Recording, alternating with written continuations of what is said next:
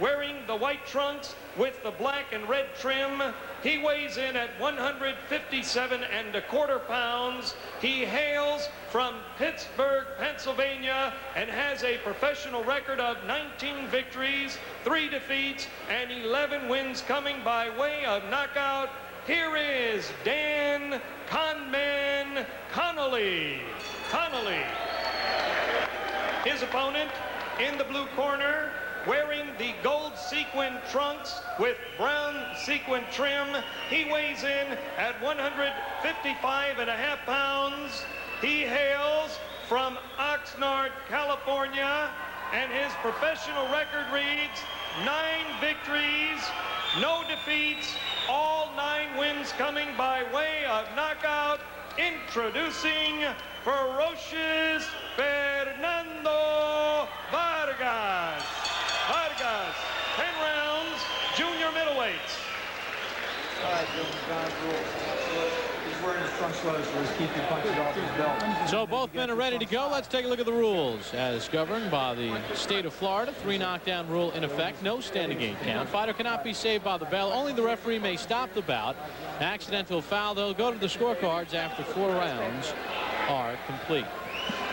Fernando Vargas, an 89-day layoff, has 5 first-round knockouts in his career, trained by Ronaldo Areño and Eduardo Garcia. Lou Duva, Shelley Finkel, also part of his team, and Roger Bloodworth in the corner as well. He is just 20 years of age. Had an outstanding Olympic Games, despite the fact that he did not get a medal. Dan Connolly, 28 years of age. He's the last boxer from the 60s. And I don't mean boxing. He was born on December the 31st, 1969 at about 9 p.m. And as far as we can see, no other boxers fighting professionally were born after that. So he's the last boxer of the 60s. Very interesting. You're filled with these little anecdotal items, aren't you? Round number 1 underway. Connolly coming off that loss, as Al mentioned, in the Open in November to the United States' only gold medalist in the 1996 Olympics, David Reed. Vargas, 9 fights, 9 knockouts. Connolly, 22 bouts, 11 knockouts. He has 5 first-round knockouts, but they came in his first 8 bouts. Yeah, Dan is not the kind of guy who's going to knock out quality opponents. He may hang in there with them, as he did against David Reed through the 5th round, but he's not got the kind of power that will knock out the top fighters. Vargas's pro debut came late. It did not come until March 25th, 1997, because of an injury to his right hand following the Olympics while he was getting ready to turn pro. He needed surgery on that hand. So there was a lot of concern when he injured the left hand, getting ready for Romalis Ellis. One of the things that Fernando Vargas is doing so much better as a pro is really setting down on his punches, getting more power in them. He was a little bit of a work in progress still as an amateur, and when he got to the Olympic Games, like almost all of the boxers on the U.S. Olympic team, was improving as he went along. And now he really does get more power in his punches. Physically, we have done a lot of his amateur boxing, obviously, at the Olympics and leading up to the Olympics, and almost right before our eyes, we see him going from a kid to becoming a man. Just physically, he's just starting to fill out. His body has matured a lot, along with as he matures as a fighter, and that's part of the reason also why he's added more power. See him jabbing downstairs, trying to set up the power shots to the head, and there's the right hand by Vargas. He would love to knock Connolly out quicker than David Reed did. Reed, of course, who won the gold medal for the United States, the middleweight division. Took Reed until the 5th round. Vargas, like every other boxer, would love a shot eventually at Oscar De La Hoya. Because he comes from the same part of the country as De La Hoya, and when he was growing up was compared a lot to him and really wasn't happy about that. Nothing against Oscar, but he said, I just want to be Fernando Vargas. But I think it's just inevitable for any Hispanic boxer of that time as an amateur to be compared to De La Hoya, especially from California. As you watch Fernando Vargas, there's a certain poise and calmness that you don't always see in young fighters, and he has it.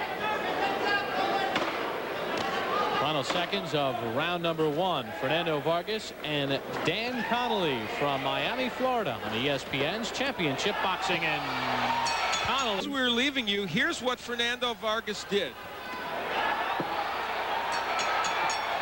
Right as the bell sounded, he, for the second time, nailed Connolly. Connolly really did go down prior to the bell. It was not called a knockdown, but that truly was a knockdown before the bell sounded. Well, the ropes cannot be used necessarily to keep you up, to stop it from being a knockdown. We'll take a look at the numbers in round number 1 as Vargas attacks Connolly here in round 2.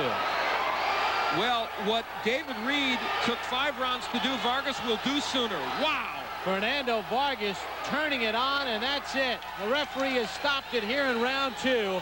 The 20-year-old from Oxnard, California goes to 10-0. He records his 10th knockout.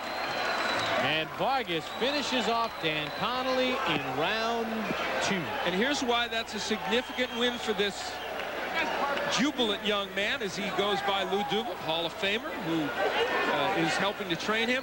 It's important for Vargas because David Reed's a bigger fighter than him, and presumably a little more powerful. He's a junior middleweight, and Reed is a middleweight. He got this guy out of there quicker, and so he has a right to look at it and say, hey, that means something.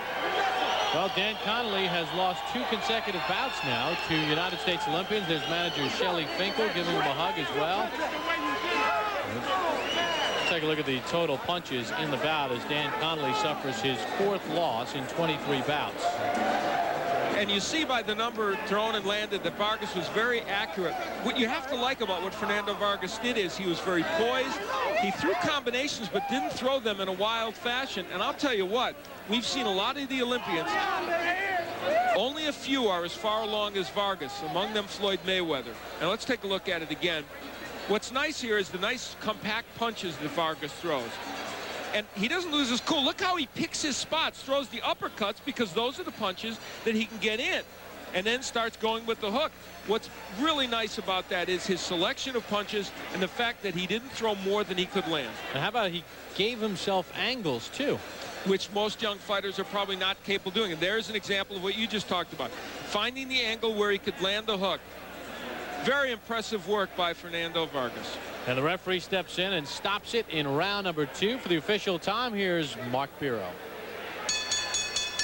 Ladies and gentlemen, the time, 40 seconds of the 2nd round.